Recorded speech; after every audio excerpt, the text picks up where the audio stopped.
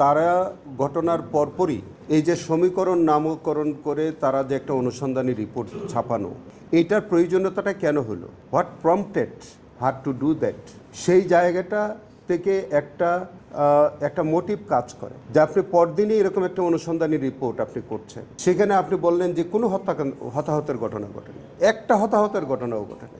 সেখানে আপনি বেনজিরের সাক্ষাৎকার নিচ্ছেন, সেখানে আপনি বিভিন্ন সাংবাদিকদের, বিতর্কিত সাংবাদিক, তারা সবাই কিন্তু বিতর্কিত, তারা বিতর্কিত কিছু ব্যক্তিদের সাক্ষাৎকার নিচ্ছেন, কিছু কিছু লোকাল মানুষের সাক্ষাৎকার নিচ্ছেন, এবং আমরা চিহ্নিত করতে পেরেছি এইগুলো হলো যুবলীগ, ছাত্রলীগ, আওয়ামী লীগের লোকজন। তাদেরকে দিয়ে বলতেছেন যে ওখানে কোনো হতাহতের ঘটনা ঘটে নাই।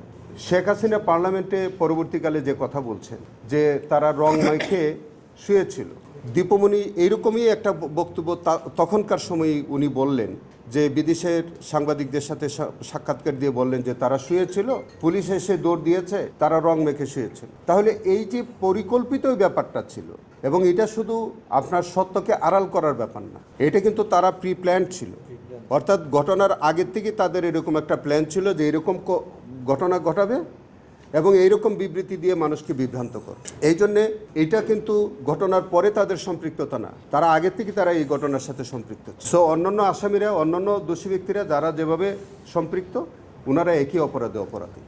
এটা আপাতত আমাদের কাছে মনে হয় সব কিছুর মধ্যেই আসবে।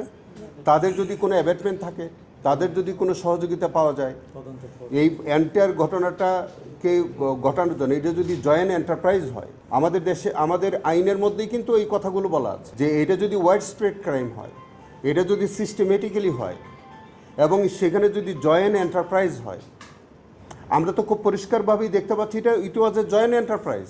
তারা সকলে সম্মিলিতভাবেই এই হেফাজতকে এরকম করে ম্যাসাকার করবার জন্য তাদের একটা পূর্ব পরিকল্পনা ছিল, এবং পরিকল্পনা মাফিকই তো সেই কাজটা করেছে, এবং সেটার বহিঃপ্রকাশ ঘটেছে পরবর্তীকালে এই সমীকরণ নামীয় এই যে ইন্টারভিউ বা এই যে মিথ্যা তথ্য বিবৃতি এইসবের মধ্য দিয়ে এটার বহিঃপ্রকাশটা ঘটেছে সেইভাবে। সেই কারণে তারা সকলভাবে সমভাবে দায়ী হবে বলে আমরা মনে করি।